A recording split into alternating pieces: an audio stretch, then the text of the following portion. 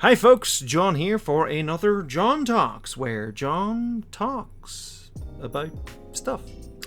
Before we begin, a little update. So my laptop has died, and possibly with it the last 3 months' work on the Civil Rights Part 2 video. The data is currently in purgatory, as the laptop dude has a nosy at the hard drive. Keep your fingers and toes crossed, and if ever there was a time to do a sponsorship for data recovery or cloud services or any of that kind of, backing up your work, now would be the time. But no, I don't have a sponsorship for today, but that would have been the perfect one. This video has been brought to you though by the good people who support me on Patreon. If you would like to get involved and support my work, you can do so at patreon.com/John D Ruddy. Today we are going to talk about the Electoral College. Now, I have expressed some of my opinions in my President's videos in the past, and indeed in the comment sections on occasion. I have also seen a huge diversity of opinion with regards to the Electoral College, so I thought I'd clarify my position on it a little bit. Spoilers, I don't like it. And before we go any further, I live in the Republic of Ireland, where we have a parliament system elected by proportional representation. More on that later. So, the Electoral College is the way the United States of America votes for their president. When people vote, they're not directly voting for the presidential candidate, they're voting for an elector who will vote for the president on the people's behalf. Why? Why this extra step? Well, it all goes back to the Founding Fathers and how these lads decided how their new United States of America was going to work. Folks like Alexander Hamilton proposed the Electoral College system because they didn't quite trust the people, or indeed the white men who were actually allowed to vote, to keep up to date on presidential candidates and policy.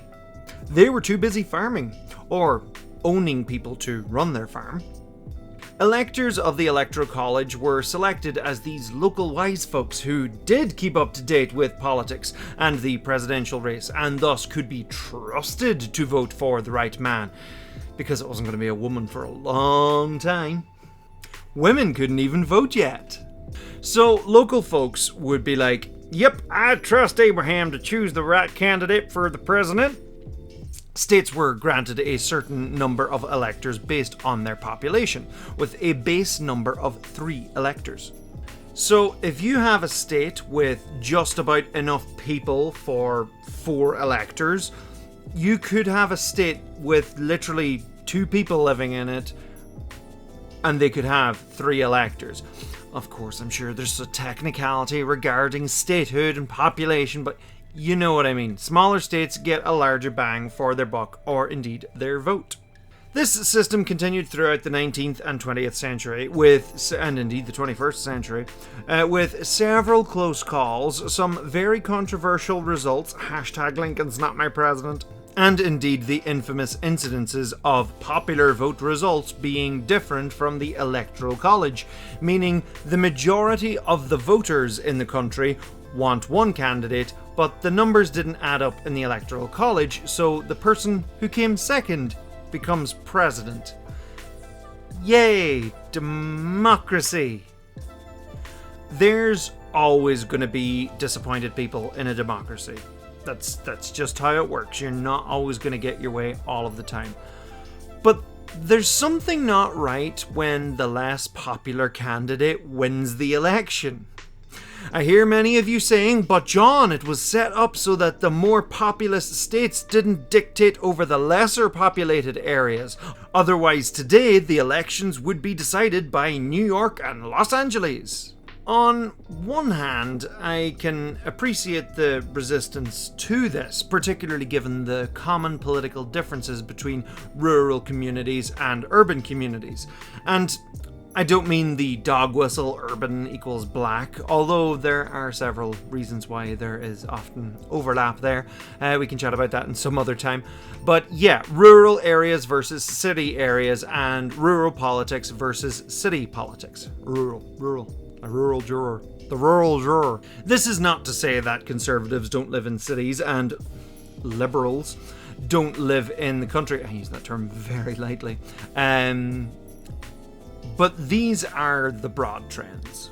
But for those who argue that they don't want cities dictating over rural areas, why are you totally fine with rural areas dictating over the cities?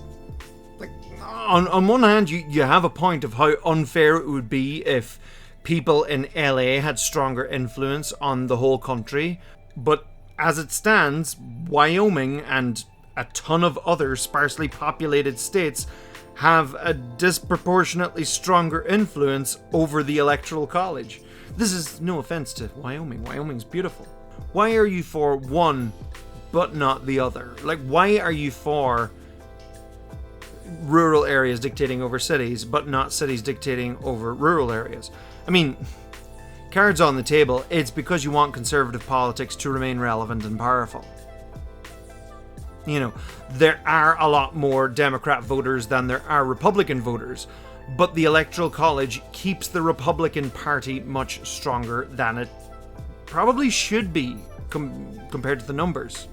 And here is where you say, "Oh, John, you're such a Democrat. Look at that lib supporting every single thing Joe Biden says." And no, I would not consider myself a Democrat.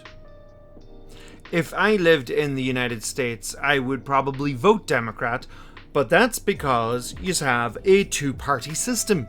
And that two-party system is broken, and it is killing your country.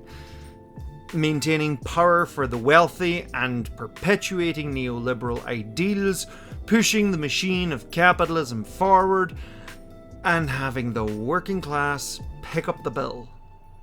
Spoilers, I'm a lefty. If I were in the States, I would support Bernie Sanders and Alexandria Ocasio-Cortez, who are progressives who often have to stand under the Democrat umbrella to maintain political relevance. But the Democratic Party as a whole is like center-right at best. Yes, it has some decent policies here and there to appease the lefties, but it's all about the capitalism at all costs. Keep the machine going. In the 1912 presidential election, you had Woodrow Wilson running for the Democrats and incumbent William Howard Taft running as the Republican. Theodore Roosevelt had been a Republican but decided to run as a progressive and ended up splitting the Republican vote, and Wilson won by a landslide. I mean, Roosevelt and Taft's combined Electoral College votes were nowhere near Wilson's, but still, the idea of voting third party has long been seen as a wasted vote. How is the choice between A or B a good choice when there's an entire alphabet and more out there?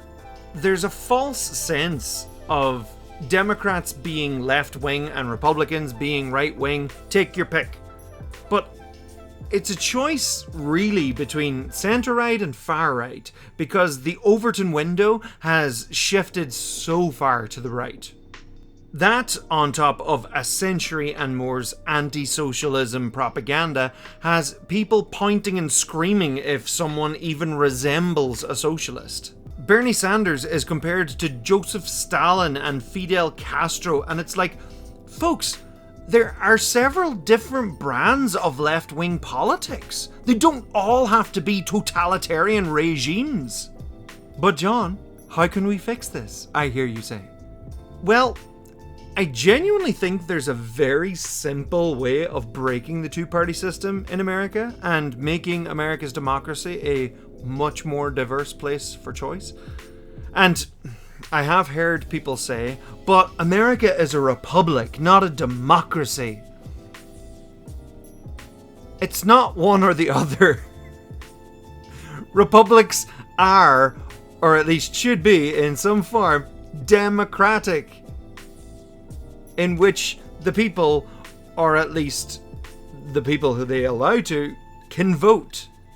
Not all democracies are republics. There are several constitutional monarchies out there and a load of other systems. But don't take the Democrat-Republican divide to think that it's a choice between being a democracy and being a republic. Like, that doesn't make sense. Republics have ceased to be democracies, and many became empires, the Roman Empire being the greatest example of this. And indeed the Galactic Empire. Execute Order 66! The Republic will be reorganized into the First Galactic Empire for safe and secure society! Oh, that film actually continues to be really relevant. Anyway, back to my miraculous superfix of the two-party system. Proportional representation, or simply ranked voting. There are technically differences between proportional representation and ranked voting, but they're more or less very similar. And I will be using the terms interchangeably in this video. We have proportional representation in Ireland. When we vote, we mark 1 beside our first preference, the person who we want, the person who we definitely want in, and then we write a 2 beside our second preference.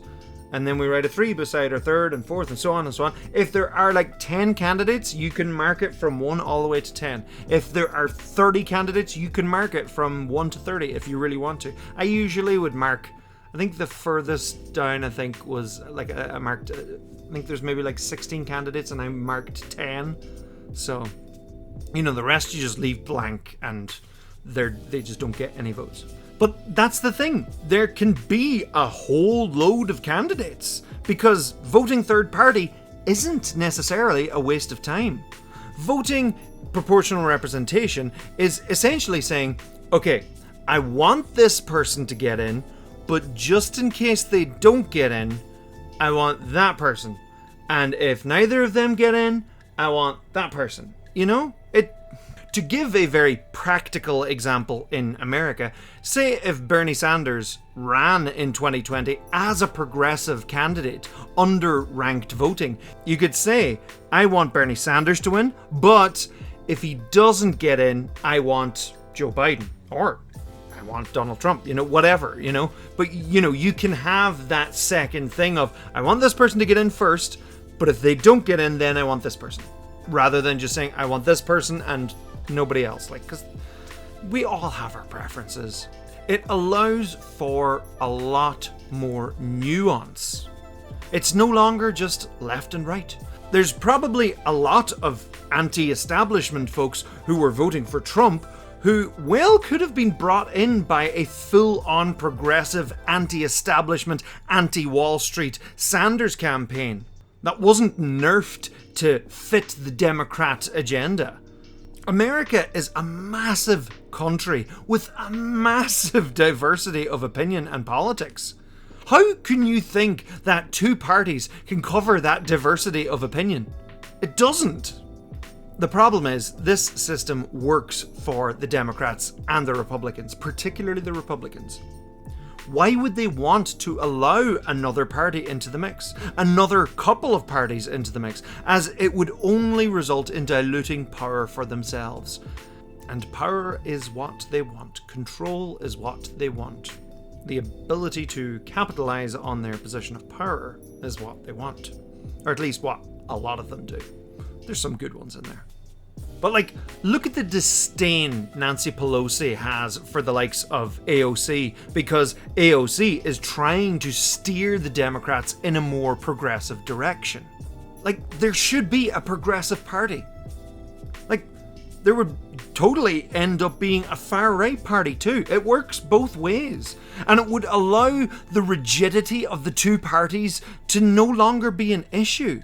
I mean, there are some disadvantages to this system as well. No system is perfect. One being that it takes a lot longer to actually process the votes because you have to add up all the number ones, and then once they reach a quota, then you take those and then you count all the number twos. It takes a lot longer.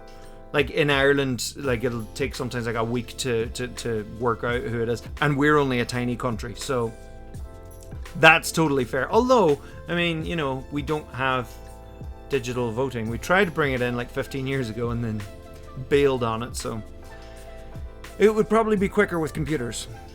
But of course, one of the arguable major disadvantages of this, I'm pretty sure, as you know, some of you have already been saying, is coalition governments. A government made up of several different political parties. That can be messy and often, as has been seen in many coalition governments, can ultimately be detrimental to whichever party is the smaller group in the coalition. Often when a government becomes unpopular, the smaller party can be annihilated in the next election. But it can also force a political party, and indeed a government, to soften its politics based on the will of the people. Or sometimes a party can be propped up by an even smaller, like super extreme party based on the numbers, just so that they can scramble to maintain control. It's not perfect. No system is. Ireland, in our 2020 election, essentially had a three-way split in the vote, the three biggest parties getting around 20% of the vote each. But it's better than the Electoral College, where someone can lose by 3 million votes and still win, or allow one hotly contested state to force the Supreme Court to make a decision in favour of the person who lost the popular vote. Just saying. So yeah, it is a silly, outdated system, the Electoral College. I know I went kind of more so into the two-party system and less about the Electoral College, but the Electoral College is a silly place, and it's like clinging to it just because that's the way the Founding Fathers did. It's just, why? I know there are some of you who love to cling to tradition, and I do enjoy a bit of tradition, paying lip service to an old ritual, sort of like, you know, the way the electors still get together a month after the presidential election to vote for the president in the Electoral College.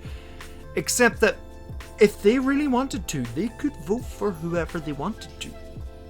Cut out the middle person. Your country changes all the time. The Founding Fathers knew it would change. I'm sure they didn't foresee half of the directions things would go. They started the country. They didn't finish it. America wasn't finished in 1789. America wasn't finished in 1803. America wasn't finished in 1865. It changes. But hey, those in the position to change the system are least likely to change the system. Unless you continue to tell them or vote them out. Be active in your democracy, or your republic, or whatever you want to call it. Just be active in it. Also, there's an entire aspect of maintaining the white supremacist regime and preventing loads of people from voting, but that's something I think I can talk about in another video. Let me know in the comments what you think, and also if there is a topic you would like to hear John talk about. I mean, John, that's me, but you know, it's called John Talks, hashtag branding. But for now, this has been another John Talks. Don't forget to like, share, and subscribe, and hit the bell icon. You can support my work on patreon.com/John D Ruddy, and you can follow me on Facebook, Instagram, Twitter, Twitch, TikTok, and there is indeed a John D Ruddy Discord if you want to pop over there and start a conversation. Welcome to our new supporters. Serena Kajani, eat your fibre. Matt Caffort.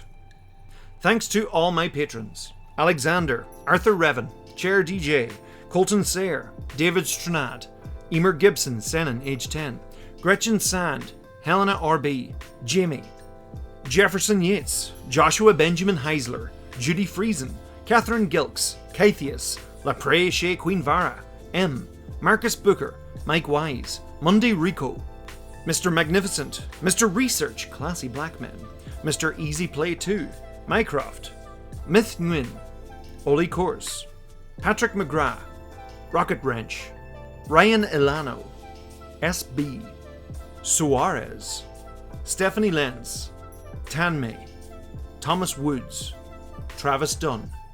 Once again, thank you.